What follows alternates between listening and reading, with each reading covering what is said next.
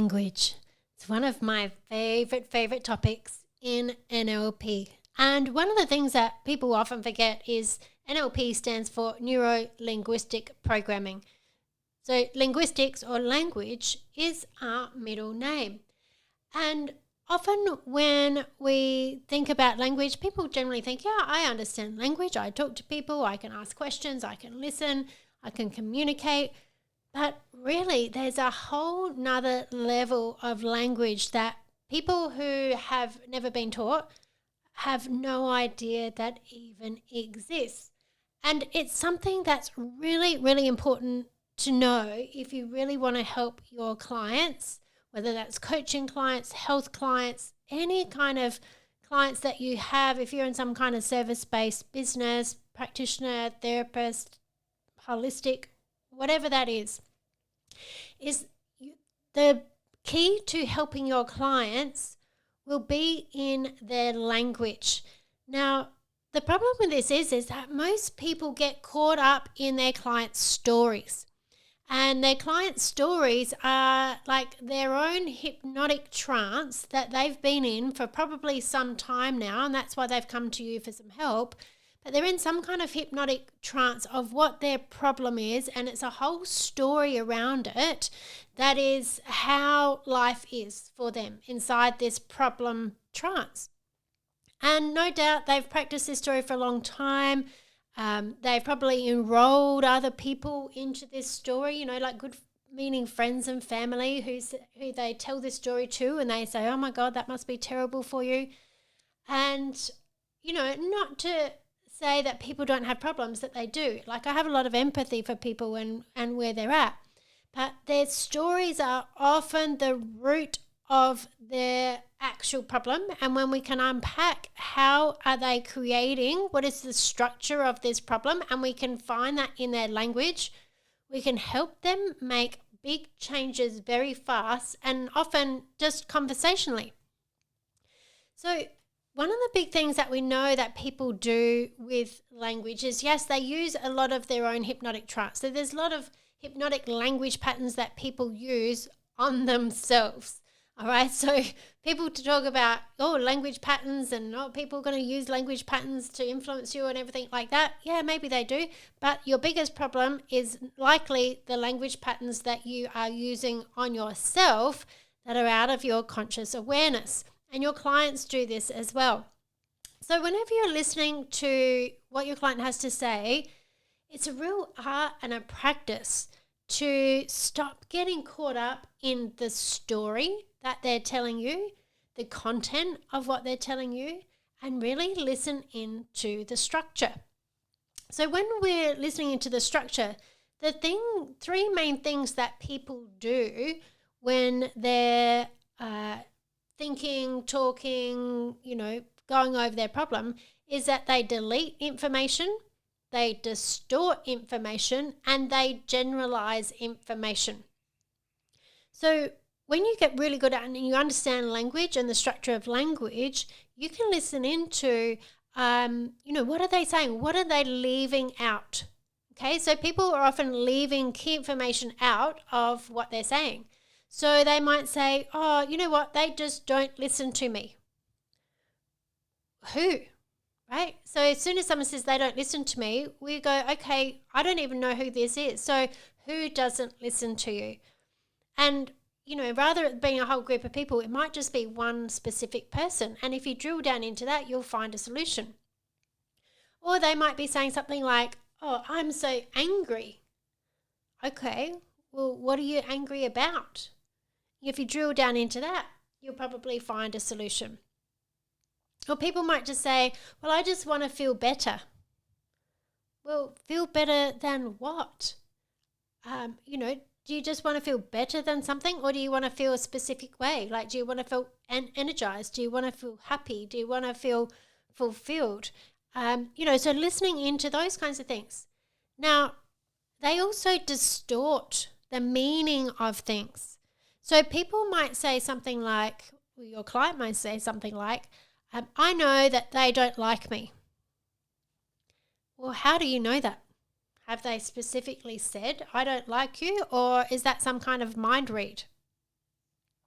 Or they might be saying, well, it's wrong to not help out your family. Well, who says it's wrong? Right? Who says it's wrong? If you've got family that aren't doing anything to help themselves and they're causing you a lot of stress and angst, who says that you have to keep helping them? Right? So this is something that you could ask them. People create unusual meanings. Like they might say, being in a relationship means that I can't say what I really think.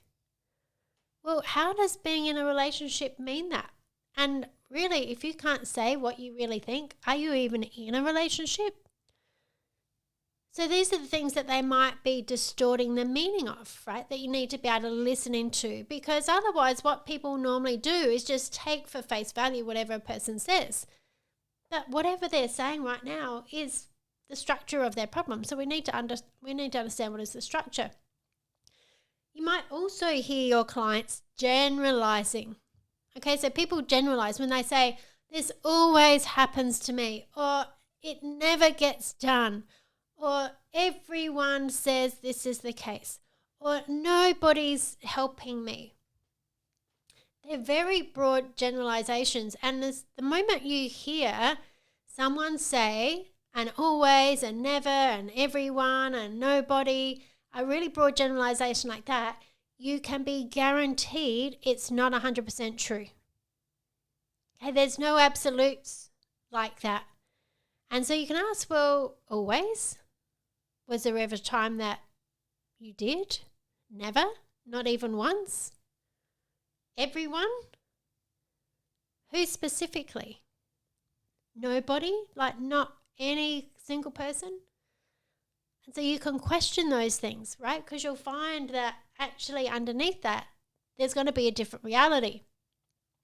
People might even say things like, I can't tell them what I really think.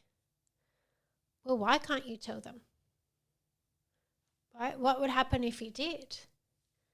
And so this is really important, is to listen into your client's language, and you can do this for yourself. And listen in, what are they leaving out? What are they changing the meaning of? Because that's where we'll find the solutions.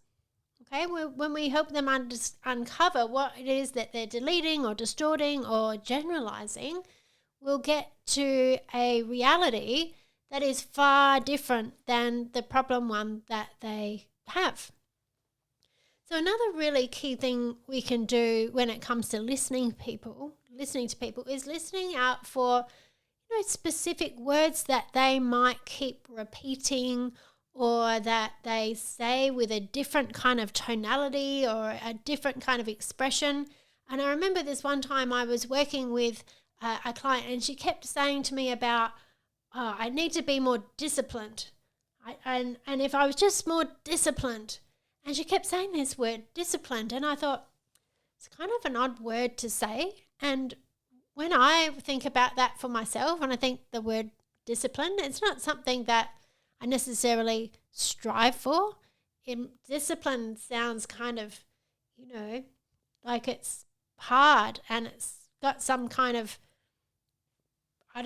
detrimental consequences or whatever else. It doesn't feel like a nice, light word that you'd maybe want to apply to yourself. And it certainly wasn't the way that my client was saying it. So after she'd said this a few times, I said, what does disciplined really mean to you? Like when you think about the word disciplined, what are the images that come to mind? And when she dove into it, she found it wasn't actually very motivating for her at all. And it had some negative sort of connotations. And so I asked, well, what's another word that you can use for this? And we looked at different words about, she could be more motivated, or she could be more aligned, or she could be more congruent. All these different words that felt a lot lighter around creating what she wanted, rather than this word disciplined, which just had this kind of weird charge to it that she wasn't being disciplined and she wasn't motivated to be disciplined. So it wasn't working for her. So people have all different types of meanings of words. And so it's really important that we don't just mind read or hallucinate what we think the client means, because every word in the English language has a slightly different nuance to the person who says it. They will create their own separate internal representations and thoughts and feelings about those words. And so it's really important that we don't just assume that what we think a word means, that it means the same thing for that person, especially if they're explaining how they've got a problem in an area of their life and they don't know how to fix it. Because here's the really key thing that I want you to know, and that is your words don't describe your reality. They create your reality. I don't want to say that again. Your words don't describe your reality.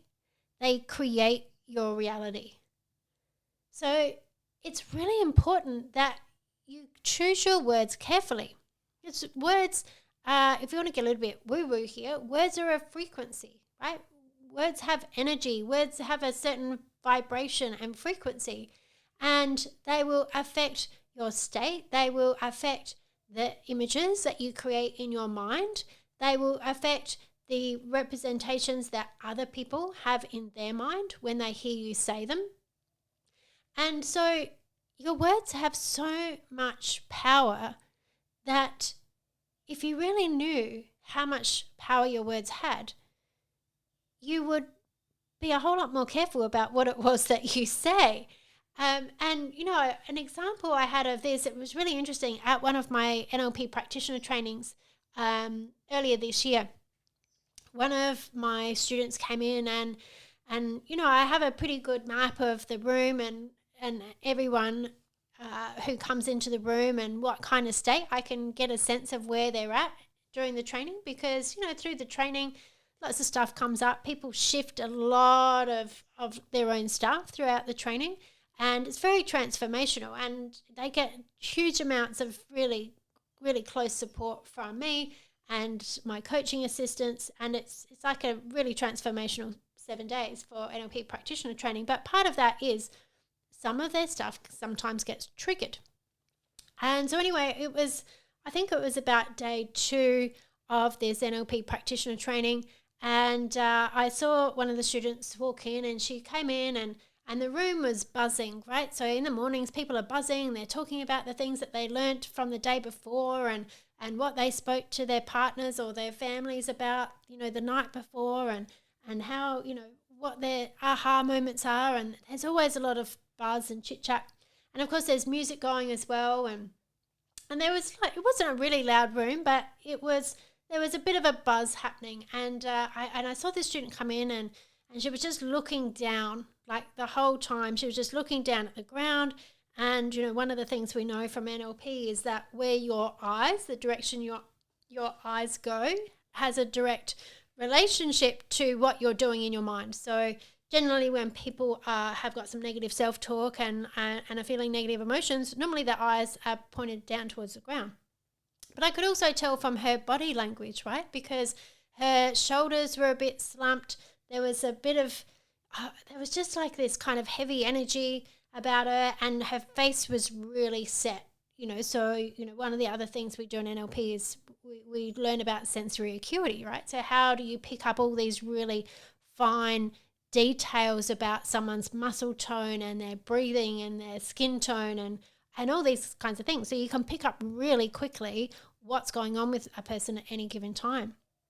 So I saw this student come in and she was looking down and there was just a lot of stuff going on with her energy. And she came in and sat at her desk and unpacked her bag, and she just sat there and she kept looking down. And anyway, it was about that time. She'd kind of come in a little bit late as well. And it was about that time that we needed to get started for the day. And one of the things that I really love to do at the start of a training is when you come to the training each day, I do a bit of a check-in about how everyone's going. And so I asked her and I said, hey, you know, how's it going today? And she went, well, she goes, I am not doing good today. I come in here and it's really loud and, you know, everyone's talking really loud and the music's really loud and my head is just throbbing. And she was doing these hand gestures like her head was like expanding out 10 times the size of it was. And she goes, and the traffic was horrific. She goes, the traffic was horrific and there was all these cars, and people were like, someone was driving right up behind me, like they were right up my backside all the way down South Road. And if you're from Adelaide, you might know that South Road can be a little bit challenging in peak hour traffic. But horrific is probably a bit of a stretch, because when you think about the word horrific, and this is how this person had described the traffic, when you think about the word horrific, what kind of pictures does that create in your mind? Because, and we're talking about traffic as well, right? So if you think about the word horrific in the context of traffic, what are the kind of internal representations that you create? What are the kinds of thoughts or feelings or pictures that you create in your mind? And I actually asked the class on this day. I said, wow, horrific. I'm like, that sounds pretty terrible. I'm like, no wonder you're not having a good time. But the word horrific is an interesting word. So I asked the class, like, when you think about the word horrific in the context of traffic, what kind of images does that bring up, or what kind of thoughts? And people were like, well, horrific in traffic, that sounds like carnage and car accidents and people getting, injured and thrown out of cars and, terrible, terrible carnage. Because that is really what goes along with the word horrific.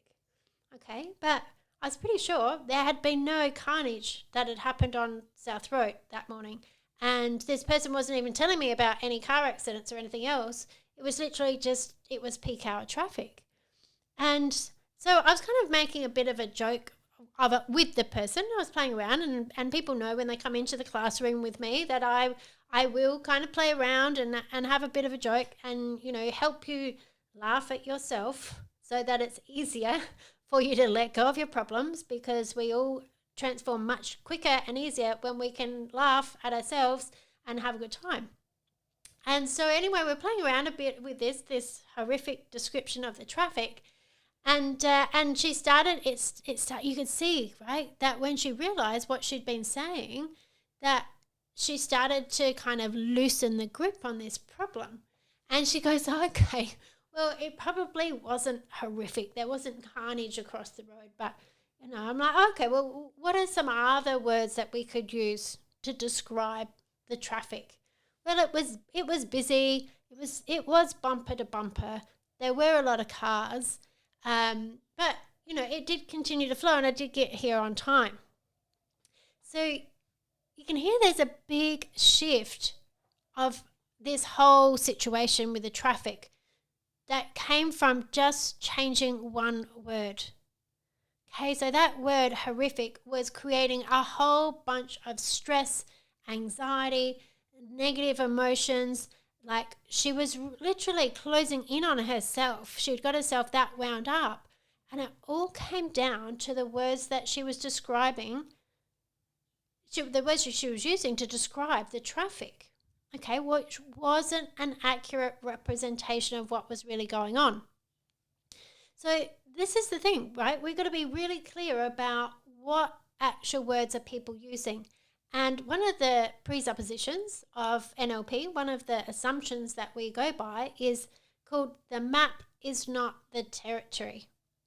And when we talk about the map not being the territory, what that means is the map, like if you've got like a road map, and even if you're, old enough to have been in the times where you would have like an actual road map book that somehow you managed to follow while you were driving a car, like they say now, it's bad for you to touch your phone. I can tell you, people trying to read those road maps back in the day, that was more of a risk to anyone on the road. But if you think about a paper map, maybe you've had a paper map somewhere, maybe you've got a map of Australia or the world on your wall. That map is a representation of the territory. It's not the actual territory. Okay, so if you've got a road map and you're looking at the road map and you can see all these straight lines, colored lines and names of streets and things like that, if you actually got to a pinpoint of that map in real life, it would look nothing like the actual map. Okay, the map's just a representation. Okay, it's the same as if you read the words on a menu, that's not what exactly comes out and is in front of you when you get the actual meal, right? So this is the thing that we need to know about our language. Our language will create the reality that we experience. It doesn't describe the actual reality that we experienced.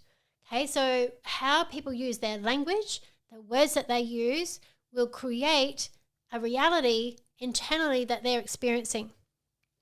And this is very important to know, because the truth is anyone at any given time can only experience reality from within themselves. Okay, they don't experience reality outside of themselves.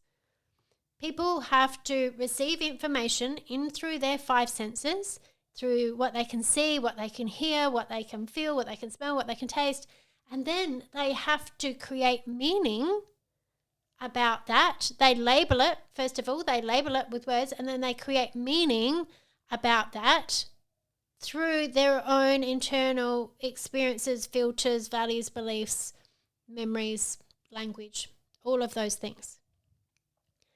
Okay, so the reality that you create inside yourself that you're experiencing, whether that's causing you stress, worry, anxiousness, depression, whatever it is only how you're interpreting what's going on outside. So the better that you get at interpreting what's going on outside cleanly, both with your language and by doing the work to clean up your old negative emotions and limiting beliefs and everything else, the better experience of reality you will have internally. And this goes for your clients as well. So understanding language for yourself is super important, because every word that you say is a suggestion to your unconscious mind about what your reality is. So if you don't like the reality you're experiencing, you need to change it. The other reason you want to really understand language is so that you can be clean about the language that you use and have a better idea of the kind of internal representation that it creates for somebody else. So when you say something to someone, what are they going to create in their own mind from those words that you've said? Now, of course, they're going to interpret them through their own filters anyway, but having that clarity for yourself about what words that you're using and what impact that will have is very important. Now, we also want to really understand language so that we can hear what somebody else is saying in the structure of what they're saying without getting caught up in the content. So when we can hear the structure, we know what questions to ask. When we listen for the structure, we can hear how is the person creating this problem. And we're going to be way ahead of the pack in being able to help them unravel what that reality is that they're creating. And so this is relevant whether you're a mindset coach, whether you're a life coach, whether you're a relationship coach, health coach, any kind of service that you're providing. The person's language that you're helping is going to have a massive impact on the reality that they're experiencing. Okay, because we can only experience things from internally, and even if it's with what's going on with their body, well, their body is continuously eavesdropping on what they're saying to themselves and what they're thinking about. Okay, so it's really important. If people have got health problems that they don't know how to fix, you can guarantee that there will be some kind of mental and emotional problems underneath that, and there will be language that matches it. Okay, so listening to language, understanding language is one of the most powerful things that you will ever do. And it's certainly one of my favorite things. This is, now probably where I make the most change with my clients is conversationally. Because yes, I have got a load of techniques timeline therapy, different techniques in NLP, hypnosis, and other different modalities that I use and how I help people.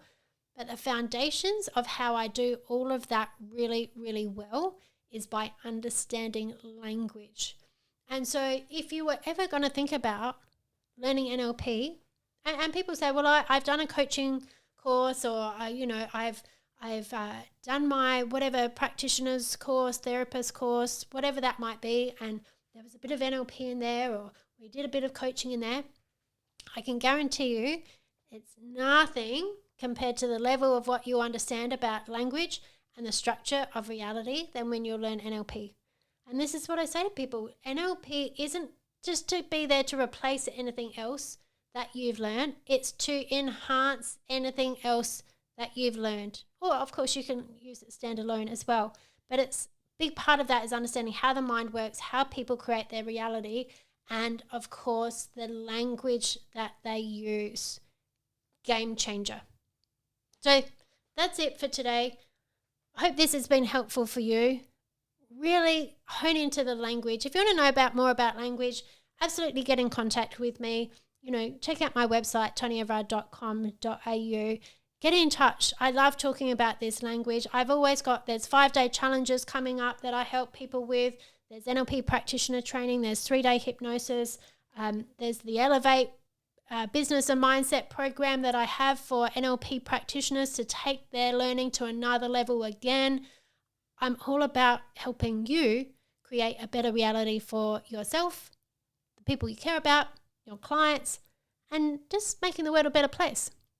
So if you want some help, reach out, and I'm here. I'm here for it. I'm all about the language.